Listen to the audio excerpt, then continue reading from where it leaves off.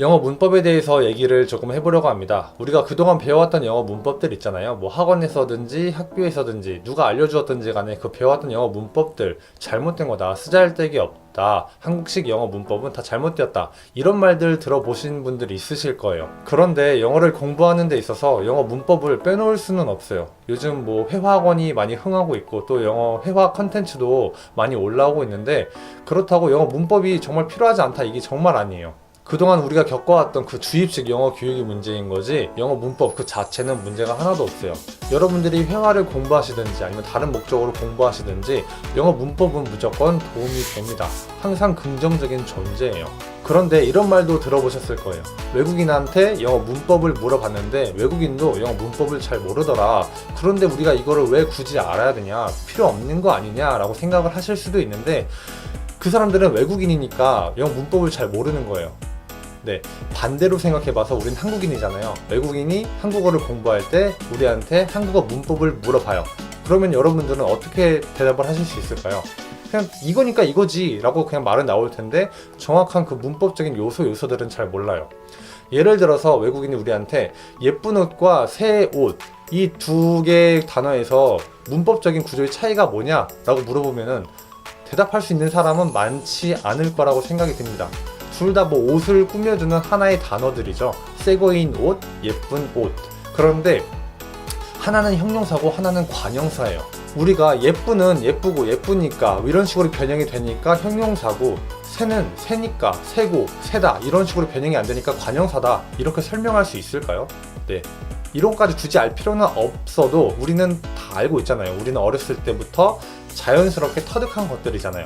외국인들도 마찬가지죠. 외국인들은 이제 어렸을 때, 태어났을 때부터 주변 어른들이 말하시는 것들, 주변 사람들이 말하는 그런 대화 방식들, 말하는 방식들을 자연스럽게 터득이 되고 내재화되고, 문법 규칙을 따로 공부하지 않아도 규칙에 맞게 말을 내뱉고 대화를 해요. 그들의 규칙 속에서 대화를 하는 거죠.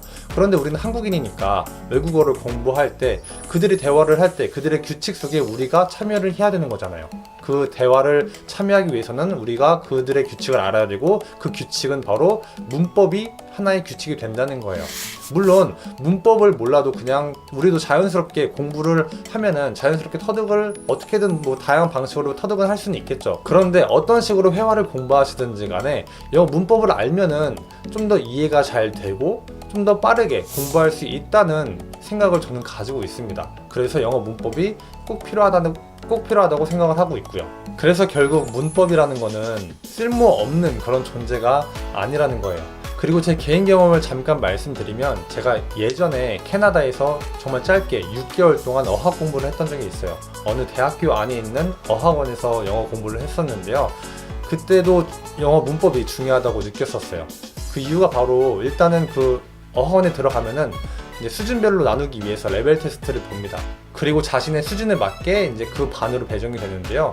제가 있었던 곳은 레벨 1부터 5까지 있었고, 5가 가장 높은 반이었어요. 그리고 모든 레벨이 다 과목 수가 똑같고 똑같은 과목을 배웠어요. 그 5가지 과목이 바로 읽기, 쓰기, 말하기, 듣기, 그리고 문법이었는데요. 이 문법이 모든 수업에 다 관련이 되어 있었어요. 일단 쓰기 시간이 눈에 잘 보이니까 문법이 가장 잘 보이겠죠. 그래서 에세이를 쓰고 이제 제출을 하면은 이제 고쳐주시겠죠. 피드백을 해주시는데, 그때 이제 뭐 의미는 알겠지만 이런 식으로 쓰면 안 된다, 이렇게 막 고쳐줄 때 그 기준이 바로 문법이 기준이었어요. 그리고 시험을 볼 때 문법 시간에 배웠던 이러한 표현들을 가지고 에세이를 써라, 이렇게 시험을 보기도 했고요. 그리고 말하기 시간에도 이제 말하기 시간이니까 토론이나 뭐 발표 수업, 이게 위주였는데요. 이때도 이제 선생님이 이제 말을 하는 거를 이제 보고 평가를 하시는 거죠. 너가 무슨 말을 하려는 건지는 알겠지만 너가 말을 할 때는 이런 식으로 말하면 안 되고 이런 식으로 말해야 한다, 이제 설명을 해주실 때 당연히 기준은 당연히 문법이 되겠죠. 그리고 또 듣기 시간도 마찬가지인데요. 듣기 시간은 우리나라처럼 뭐 사지선다 이렇게 답 체크하는 것도 있고 빈칸 채우는 그런 시험도 있었는데, 레벨이 올라갈수록 들은 다음에 그 문제에 대한 답을 이제 문장으로 풀어서 쓰고, 또 주제를 풀어서 쓰고, 또 이런 식으로 하는 시험도 있었어요. 그래서 답을 정확히 썼어도 그 답을 쓸 때 문장 구조가 틀리면은, 문법적으로 틀리면은 점수가 반점이 깎입니다. 네, 그만큼 문법이 중요하니까 그렇게 체크를 하지 않았을까라는 생각이 들어요. 마지막으로 읽기 시간도 마찬가지로 일단 글을 읽어요. 읽고 나서 문제를 풀겠죠. 이제 글로 이제 풀어서 쓰는 문제가 있을 때는 뭐 답은 맞았지만 문법이 틀리면 체크를 하고, 그리고 쪽지 시험도 보는데요. 도서관에 가서 읽고 싶은 책을 골라서 읽고 와라 하는 숙제가 있었어요. 도서관에 가면 수준별에 맞게 이제 책을 나눠 놓은 다음에 자기가 읽고 싶은 책을 이제 골라서 읽을 수가 있는데요. 그때 읽고 오면은 선생님이 칠판에다가 문제를 적어주세요. 여기서 주제가 뭐였냐, 인상 깊었던 내용은 뭐였냐, 뭐 이런 식으로 문제를 내주시는데, 문제마다 조건이 있었어요. 이 문제는 문법 시간에 배웠던 이 표현을 적용해서 글을 써라.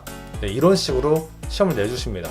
그러면 이제 내용은 다 채웠더라도 문법 표현을 쓰지 않았거나 썼더라도 틀리게 쓰면은 체크가 됩니다.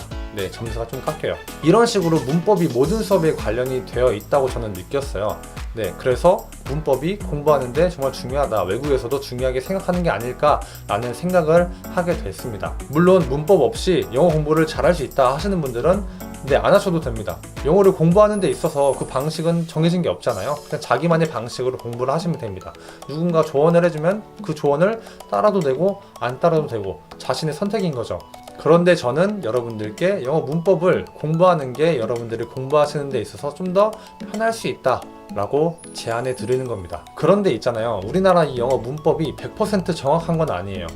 우리가 일제강점기 때 일본의 영향을 좀 많이 받았잖아요. 영어 문법도 마찬가지입니다. 네, 틀린 것들도 있고 쓸데없는 게 정말 많아요.